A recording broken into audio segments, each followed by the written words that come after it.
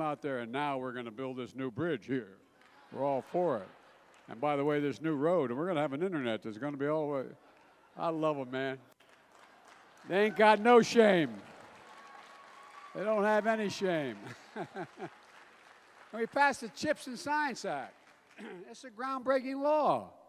We'll once again manufacture semiconductor chips that power our everyday lives, from our smartphones to our dishwashers, automobiles, but we're going to do it right here in America. This law is going to create, mark my words, this law is going to create tens of thousands of jobs. And it's going to bring billions of dollars, billions, not millions, I didn't misspeak, billions of dollars in investment to America to revitalize American manufacturing.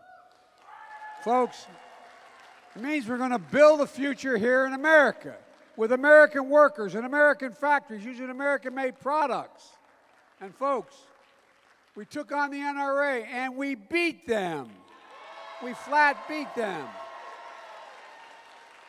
I signed the first significant new gun safety law in nearly 30 years, but I want to make it clear to you, I'm not stopping here. I'm determined to ban assault weapons. I did it once before, and we're going to do it again. We're going to do it for those families in Buffalo and Uvalde, Newtown, El Paso, Parkland, Charleston, Las Vegas, Orlando. I met with those families, virtually every one of them over these years. It's devastating what happened to them. Ladies and gentlemen, we're going to do it all for those kids who got gunned down on the streets every single day and never get recorded. Folks, we're going to do it for your kids who are learning how, instead of learning how to read and write, are learning how to duck and cover. Think of the kids going back to school, those places. You saw what happened.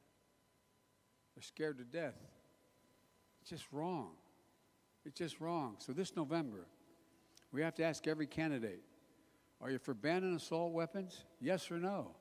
If they say no, vote them out of office. Look, in my State of the Union address, I put forward a unity agenda that included taking care of veterans who were exposed to those burn pits. These pits are the size, literally, of football fields, 8, 9, 10 feet deep. In Afghanistan, Iraq, and elsewhere, that incinerate the wastes of war, tires, poisonous chemicals, jet fuel, and so much more, in some cases, bodies. And guess what? Too many of our soldiers are sleeping in quarters within 200 to 500 yards from these toxic pits. My son was one of them. They're inhaling these poisonous fumes. They came home with headaches and numbness and dizziness and cancer, highest cancer rates ever. I just signed the PACT Act, it's called. Take care of these veterans. They need medical assistance to provide compensation, and we also have to provide compensation for those families that lost a soldier. It's a consequence of these burn pits. Folks, this is the least we could do for them.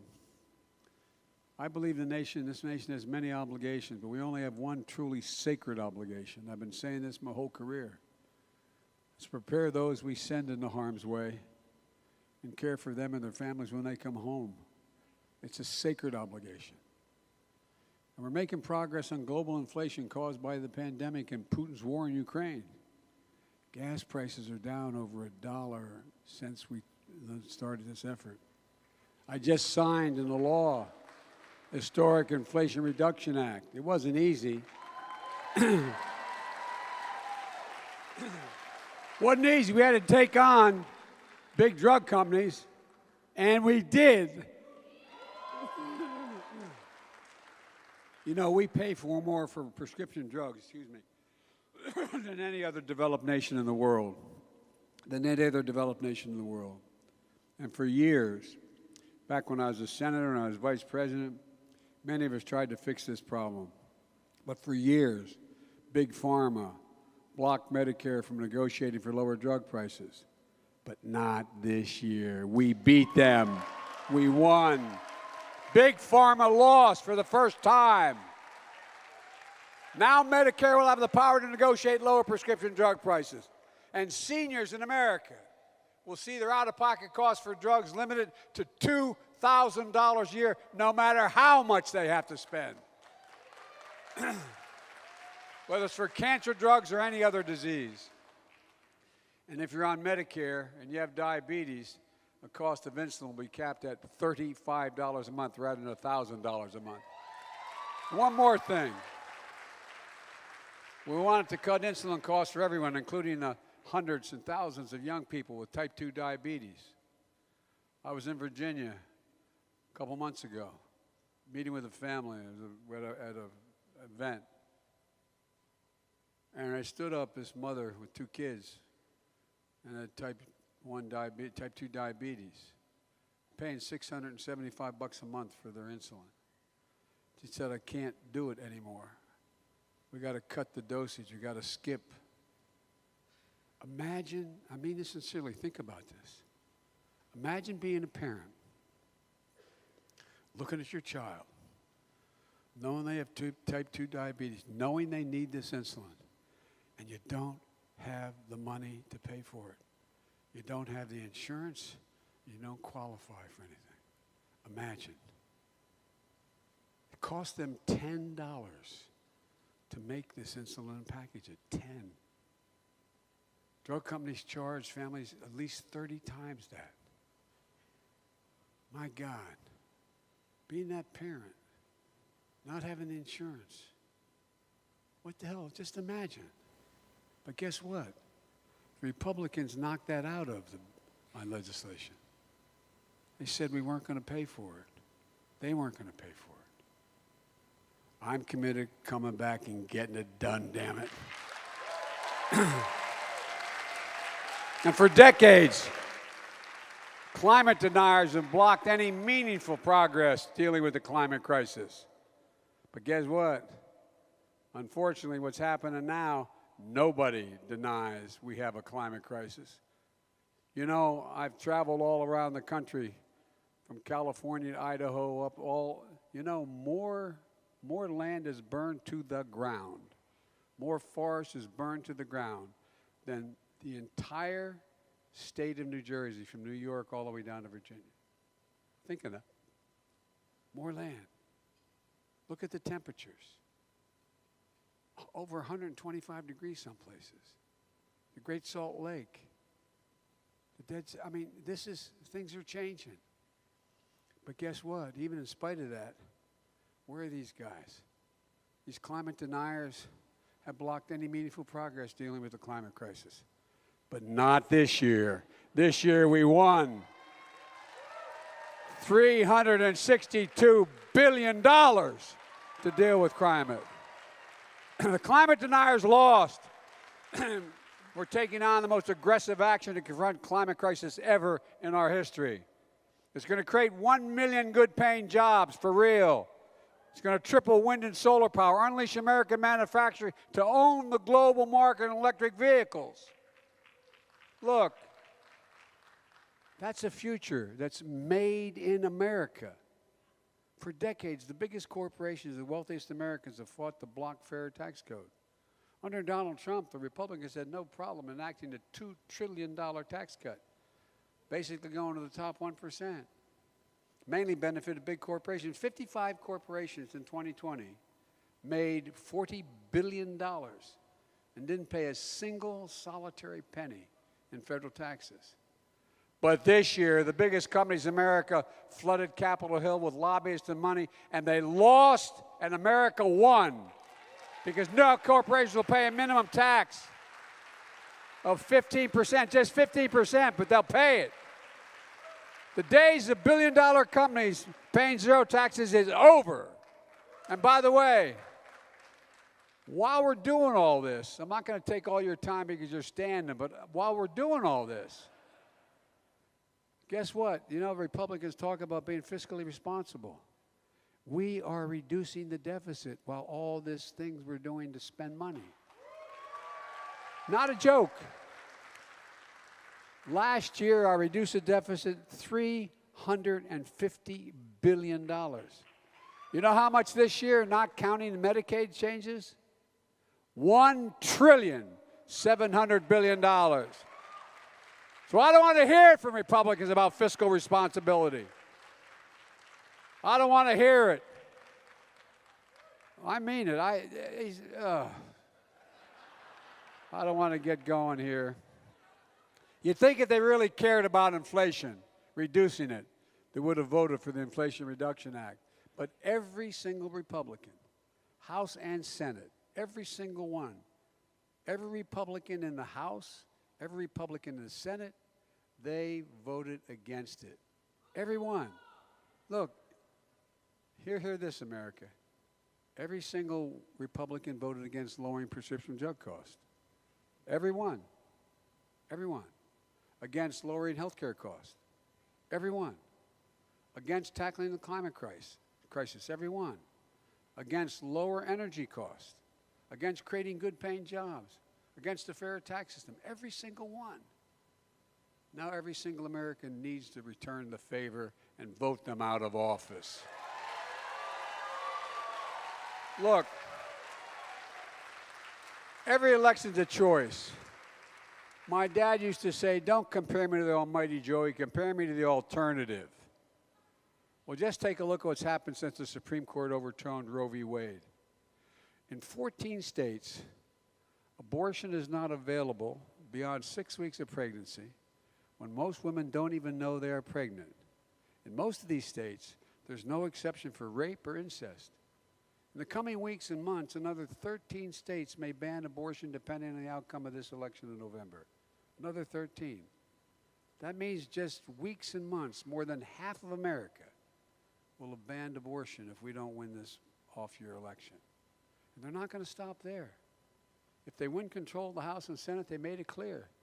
They're going to try to pass a national ban. But as long as I'm president, they ain't going to get it done because I'll veto it.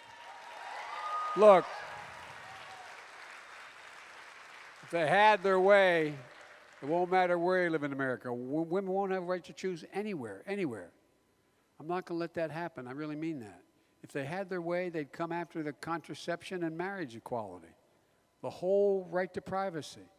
They were very straightforward when this passed. They didn't kid about it. We can't let that happen either. Democrats won't let that happen. Not today, not tomorrow, not ever. Look, Republicans have awakened a powerful force in this nation. Women.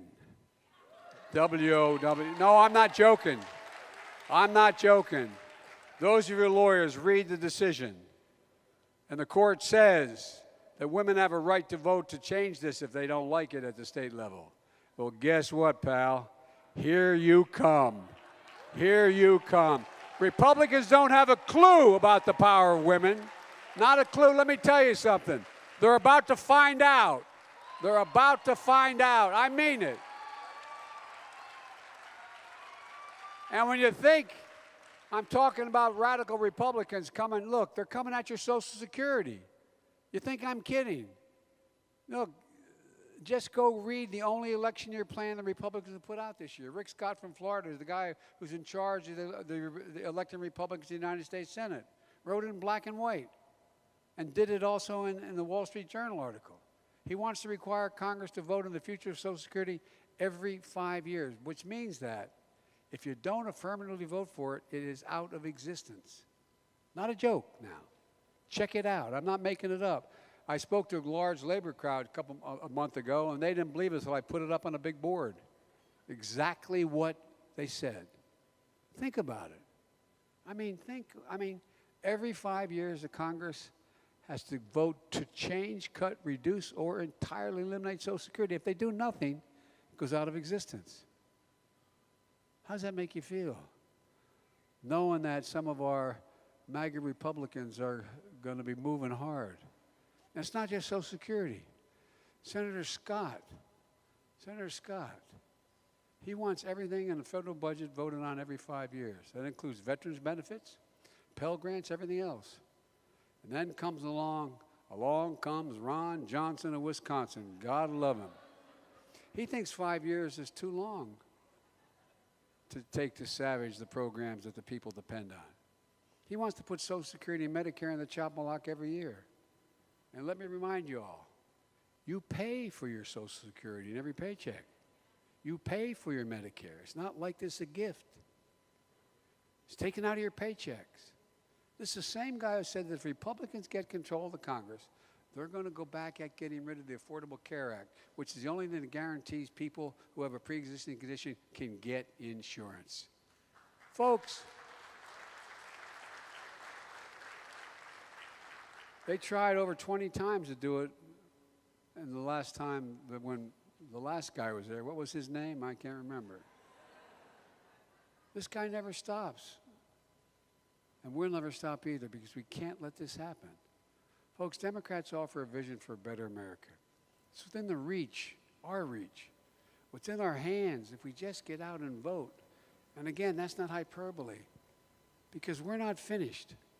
Imagine if we just elected 2 more Democrats to the Senate and keep the House of Representatives. Imagine. We'll codify Roe v. Wade. We'll ban assault weapons. We'll protect Social Security and Medicare. We'll pass universal pre-K. We'll restore the child care tax credit. We'll protect voting rights. We'll pass election reform. We'll make sure no one ever tries to steal an election again in America. And we'll continue to build an economy. Build an economy from the bottom up and the middle out, not the top down. Because we understand something Republicans don't. Wall Street did not build this country. Working people, the middle class built this nation. And I got news for you. Unions built the middle class. And we're not going to let anyone or anything tear America apart. I'm going to close with this. We're at a serious moment in this nation's history. And again, to use the word 3 times, that's not hyperbole. We're literally in a battle for America's soul. I know I've been saying it for a year and a half, but I mean it. Extreme MAGA Republicans just don't threaten our personal and economic rights. They embrace political violence. Think about it. They refuse to accept the will of the people. They threaten our very democracy. That's not hyperbole. To this day, they defend the mob that stormed the Capitol on January 6th. Look, I've known every major world leader because of the nature of my job as a head of the Foreign Relations Committee, then doing foreign policy for Barack, and now. I've known them all. Imagine if we leave here tonight and you turn on the television and you found out that whether it's in the Bundestag in Germany or in the Parliament in Great Britain, a couple thousand people stormed those buildings, broke down the doors of the Parliament, killed some cops, beat the hell out of people to try to change the outcome of an election of a woman who just got picked to be prime minister. Imagine what you'd think. Not a joke now. Think about it. I'm being deadly earnest. Think about what you'd think. What kind of confidence you'd have in our European friends. Look, folks, I went to the first, what they call G7 meeting of the major economic powers. And I sat in that meeting in England. And I said the following, I used this following phrase. They all know me because I've known them for years. I said, America's back. And they looked at me and they said, for how long? No, I'm not joking now. I give you my word, I'm not kidding. This is deadly earnest. They said, for how long? And look what they see on television in their countries every single day. What Trump is doing and the Trumpers are doing. Well, let me tell you something. They're looking and wondering. We have to win this off-year election for more reasons than just being able to move our agenda forward. We have to. And it doesn't do a whole lot to show the new polls showing me beating Trump by 6 or 8 or whatever the hell the numbers are. No, but it really doesn't matter very much now in this off year. Folks, you can't be pro-insurrection and pro-democracy. Not a joke. I'm being deadly earnest now.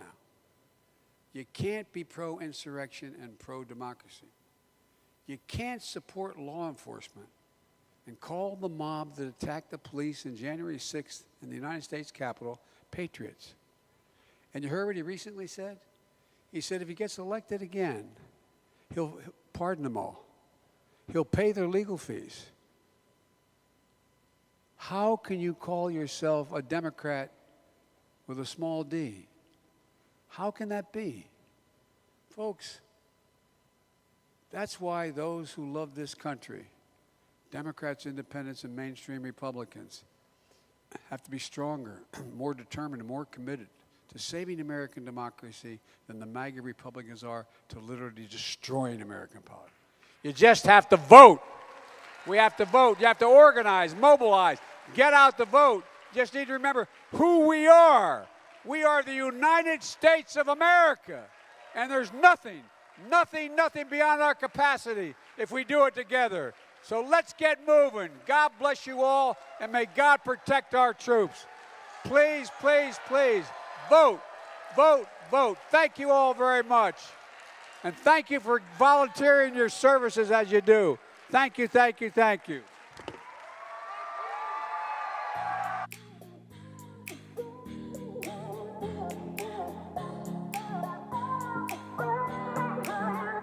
Think about it. There must be a higher love down in the heart or hidden in the stars above. Without